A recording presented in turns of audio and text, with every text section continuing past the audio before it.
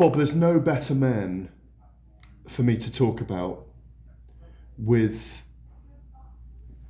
Bob, there's no better man for me to talk about with either the mystique of the heavyweight or even the mystique of the unbeaten heavyweights or the mystique of the heavyweight division than with you. In your lifetime, you really have seen, as a boy, as a man, as a promoter, as a businessman, you've seen the evolution of great African Americans be heavyweight champion of the world. The greatest be heavyweight champion of the world. The emancipation of the African American, the rise and fall of white, Italian, Polish, all these heavyweights in America. There is definitely a mystique within sports, within society, in the history of the heavyweight who has ruled the world. Am I wrong? Well, obviously, the guy who's the heavyweight champion and is recognized as the best heavyweight in the world is the guy that can walk into a bar and say, I can beat anybody in the bar. Now, great fighters who are lighter weight fighters, like Lomachenko or Crawford or Canelo, if they walked into a bar and they say, I can lick anybody in the bar, some giant guy would say, well, take me on, and they wouldn't be able to. So everybody recognizes the winner of this fight as the baddest man on the planet. That epithet, the baddest man on the planet, has obviously been coined. Mike Tyson was the baddest man on the planet. Lennox Lewis became the baddest man on the planet. But when you have two heavyweights who are undefeated, obviously Tyson Fury and Deontay Wilder were undefeated 14 months ago, but it didn't have the enormity that it has now. It went under the radar more, didn't it? Nobody knew who Tyson Fury was. Let's be honest about it. When he fought Deontay Wilder, he was largely an unknown. Yeah, the boxing people knew because he had beaten Klitschko and all of that. But the public didn't know who he was. They didn't know what a personality. You mean the mainstream? The mainstream. It didn't go into the mainstream. Now look what you have. You have the two biggest television platforms, particularly for sports, ESPN and Fox, competing with each other. Who can do the most to publicize the fight? I've never seen anything like this in my life. Really? Never? Really in your life? Genuinely? Wow. All the time I've been promoting the sport of boxing, I have never seen on a Super Bowl, right, which even a mention of a fight, and certainly not a commercial relating to the fight. In this Super Bowl, there were two 30-second commercials on the fight. You know what that is? A 30-second commercial on the Super Bowl sells for $5.6 million. Multiply by two, it's over 11 million of commercial support they gave us just on that program. That is unbelievable. People have to understand what's happening here. This is not a normal situation.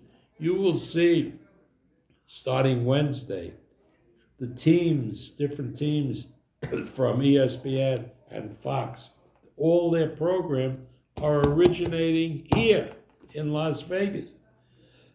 This is something extraordinary that I haven't seen in my lifetime. Not with Ali then, not with Muhammad Ali, It was a different time. We didn't have the technology. We didn't have what we have now. You can't compare it. Can you compare Tyson Fury to Muhammad Ali in some ways? Well, look at the comparison I make. This, to me, is the biggest heavyweight championship fight since Ali and Frazier fought the first time.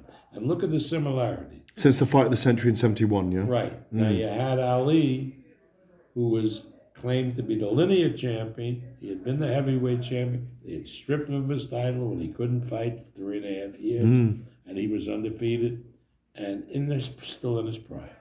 You had Joe Frazier, who became the heavyweight champion in Ali's absence, and people resented that. Also undefeated and in his prime, fighting each other. Now, what does that remind you of? What's happening here this week?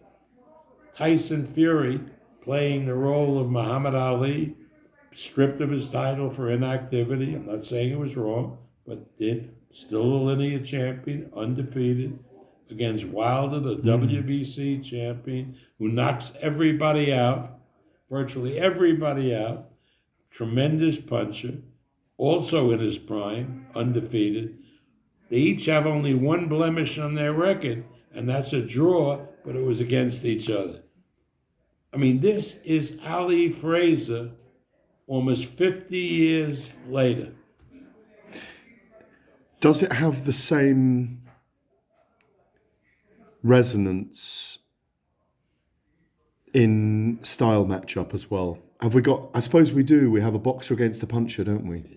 Yes. Because Frazier was about the left hook, wasn't he? He was about the left hook. He's going to get you with the left hook. And what was Ali going to do? He was going to dance. He was going to box. He was going to move. Yeah. It's Fury Wilder again, isn't it? Well, that's right. There's a lot of similarities between the two. A lot of similarities. So I'm looking forward to a great epic night. When Tyson, and I was just challenging him downstairs at your offices on this, these amazing offices that are such a paean to history, photos of you with Ali, with Manny Pacquiao, with Foreman, with marvelous Marvin Hagler, the vaults downstairs where you've got, it's amazing, you've got those glass windows and all the video vaults downstairs with Duran playing and Julio Cesar Chavez and, I mean, God, you promoted them all. You promoted Mayweather, you promoted Oscar, you promoted all these guys, let's be honest. You are the book. You are the book. And it's a great privilege to be here. When you look at the fight on Saturday night, I'm consistently challenging Tyson. When he says, no, I'm going to stop him, I'm going to knock him out. If he is outboxing him round after round, why does he need to? Mistake. Don't let Wilder hang around. You got to do damage to him. You can outbox him for 11 and a half rounds, and he can hit you on the chin and knock you cold. You don't take that chance. Now, how do you deal with that? You fight him and beat him up. You box, but you fight him and beat him up so that he doesn't have either the energy or the physical strength to throw that right hand. That's the way you prevent from getting knocked out. You also, So you do exhaust him in that way. Exactly, you got to. With a big puncher, that's what you do. You exhaust them. And that's what Fury is going to do. So by round 7, ideally in your mind, he's 6 up. Maybe there's one drawn, but he's taken a lot out of Wilder by then. That's the point. If he's taking it out of Wilder, Wilder will get desperate and Fury will knock him out. Hand on heart, do you think there will be a trilogy fight? Well, it's not what I think. It's all signed. There is a trilogy fight. It's 60-40 to the winner of this fight gets 60%. Loser gets 40%. And there's a proviso that the loser can pull the plug. Right. That's it, man. Got nothing to do with Bob Arum. What would you like to do with Tyson then? Would you prefer that he went on to fight a Joshua afterwards, or I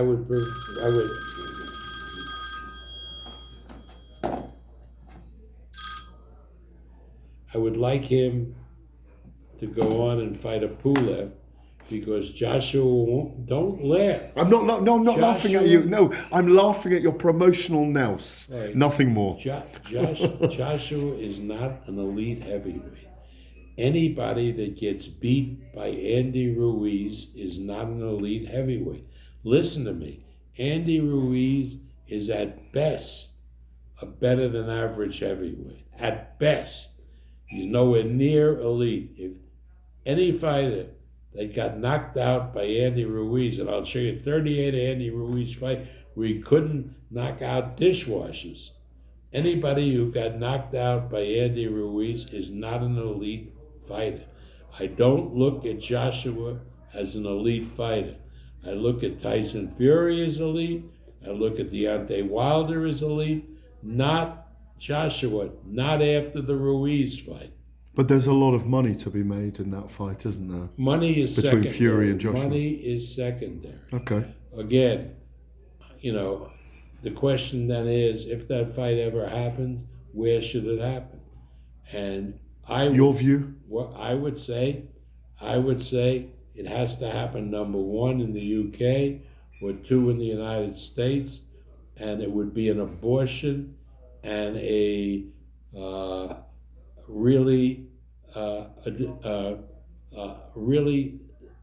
slap in the face to fans in either country if you took a fight like that and you moved it to Saudi Arabia, no matter what money they were putting up. And they got nothing to do with politics.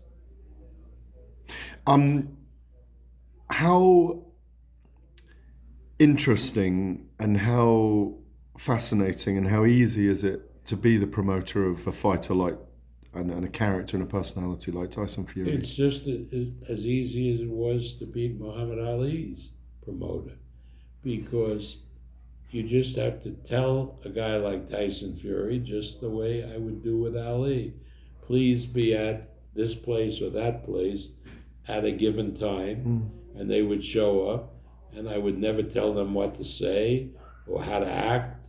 They knew instinctively, better than I did, how to handle themselves.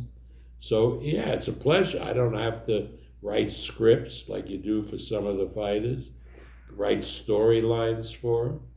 Tyson Fury is his own man, and what comes out of his mouth is unique Tyson Fury. Well, one of your staff, or a couple of your staff, has said to me, obviously you're 88 years young, I think I'm right in saying that, yeah? Saying, this whole thing has got Bob buzzed again. Is that true? Absolutely. I mean, I remember when I first met Tyson Fury, he said,